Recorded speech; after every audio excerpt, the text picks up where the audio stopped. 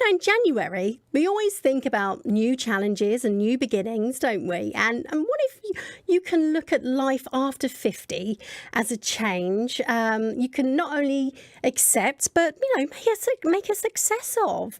You, part 2, is a book that ex-Desert Island Discs host Kirsty Young calls a clear-headed, invigorating and inspiring guide to the rest of your life. To find out more about it, I'm now joined by the authors, husband and wife, Campbell and Jane McPherson. Hi guys, Happy New Year. Happy New Year to you Lisa. too. Happy New Year to you too. Lovely to speak to you. Now tell us a little bit about yourselves. Oh gosh, well, it all started 50 odd years ago. How long have you got? It goes on Keep a it bit. brief. Well, I'm an anglicised Australian, and I met this gorgeous English girl at a pub 30 years ago in Sydney, and here we are. Very romantic. Aww. Yes, yeah. So we live in Gloucestershire, and we have 2 grown-up children. I'm a yoga therapist and a yoga teacher. Cam's a consultant to corporations on how to manage change, and we wrote this book really during lockdown, I guess, isn't it?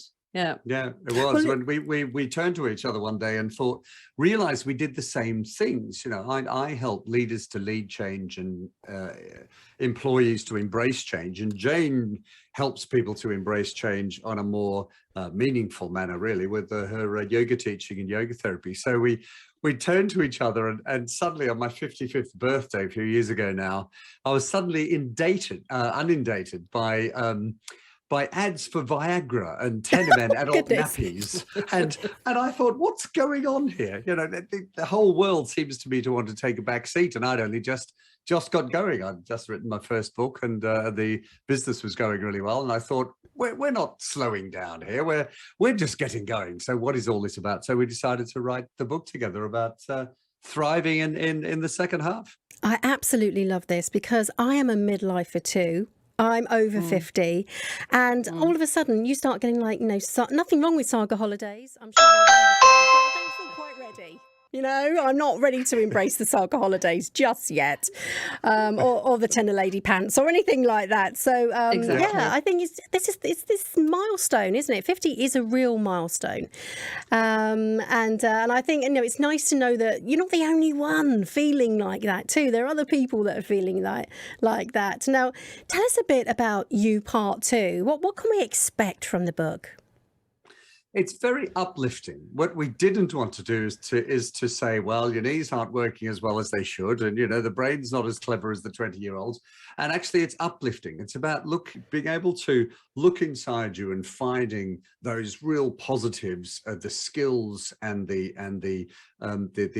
attitudes and attributes that you have to make the most out of Act 2. The first half is gone.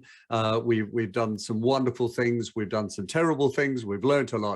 Now it's all about what can we achieve in the second half. So it's about money, it's about attitude, it's about change, it's about menopause, it's about yoga, and it's an uplifting, as Kirsty said, an uplifting guide to the rest of your life. It's not a manual, and it's not a how-to guide. It's a discussion on how to get the most out of the next 50 years. I think it's also a realization that, we are all living a lot longer, and maybe we're different from our grandparents and maybe even our parents in our attitude, our health, our working lives.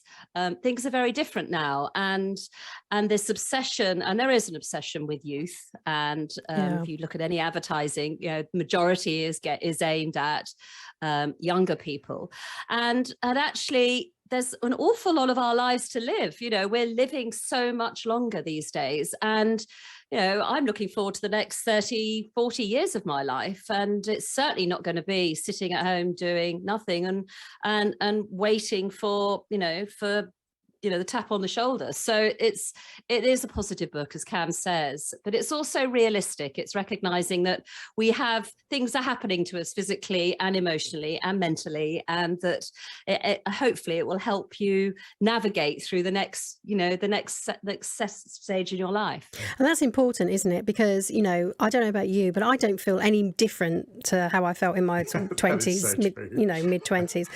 Maybe just a little bit slower. Yeah, but know, I feel exactly the same. I'm the same person, but whether we like it or not, there are these differences happening, like the menopause, these changes, and you sort of, you find a straggly hair on your chin and you think, oh my God, I'm turning into a man. What's going on? So, if there's anything that that can help with that, that would be brilliant. But while you were working on the book, you guys must have thought about so many personal experience. What are some of your highlights, Campbell? Well, obviously meeting Jane 30 years ago. Of course. I've just got a fork and I'm sticking it in. But I've had so many highlights and lowlights, if you like. My life has not been linear. I don't think anyone's is, and it's being able to accept the down times, and that makes the up times even more exciting. One of my highlights, apart from Jane and I, was when my first book was won the Business Book of the Year in 2018, and that set off the train of the second book. Came out about embracing change, and then gave us the opportunity to write this one. So we've had lots of highlights. We'd probably be remiss if we didn't mention our kids as well. We've got 2 adult children.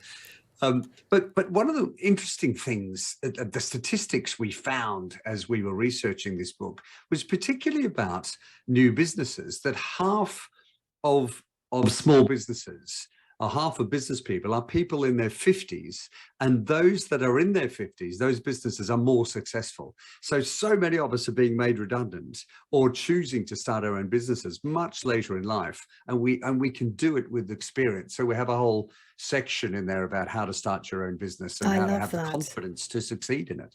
Yeah, absolutely. I know so many people that's happened to, actually, and they're so much happier now as well, which is fantastic. So listen, there's an interesting term in the book that you heard by someone much younger. There's radical acceptance. And what is it, and who introduced you to it? Great question. Well, radical acceptance it's interesting. It came to us actually via our daughter, who has had an autoimmune condition, and she was asked by her GP and her consultant, you can accept what's happening to you, or you can fight against it. And it's very much linked to something in the yoga world, which is called Santosha, which is positive acceptance of where you are. Now, it's not easy all the time, but it's certainly possible. And it's changing the attitude towards change that's happening to us in a positive way. So rather than saying, oh, this is terrible, my children have left home, or my knees are hurting more, or my back's hurting. Yes, of course, but let's look at it a little bit differently. And that's where yoga, certainly from my point of view, helped me navigate through some fairly major physical and emotional changes through the menopause and children leaving home and older relatives and things like that. There was a lot of change going on, and what we try and talk about is this acceptance, but in a very positive way, and saying, yes, okay, things can look quite tough, but let's just pause, breathe, reflect. Be grateful for some of the things we have as well, and then we can move forward. Absolutely. One of the things I love about the term is that passive acceptance can just simply be saying, oh, well, this has happened to me, and you become a victim, whereas radical acceptance is right, this has happened, let's accept it, and what am I going to do about it? No, I love that. I mean, it's such a positive spin on it, isn't it? You can't do anything about aging. I mean, what's the alternative, right? We don't want that. So, we've just got to... Not yet, anyway. No, and we've just got to, accept it and move on with it. Now, how can we get hold of the book if we want to have a read and find out more? Well, you could go down to your nearest bookshop and make sure they've got it in, or you can log on to Amazon and .co.uk. Or if anyone's listening from Australia, from Booktopia, but Amazon has definitely has the book, and it's available now. It's released in the States in June, but right now you get it from Amazon.co.uk. Brilliant. And I just have one question to end with, if I may. Is there going to be a chapter 3, perhaps? Well, ask us in another 20 years. But yes, why not? Brilliant. I love that. Listen, Campbell, Jane, it's a pleasure to talk to you. Happy New Year. Good luck with the book. Take care, guys. Thanks. Thank you. Bye. Bye.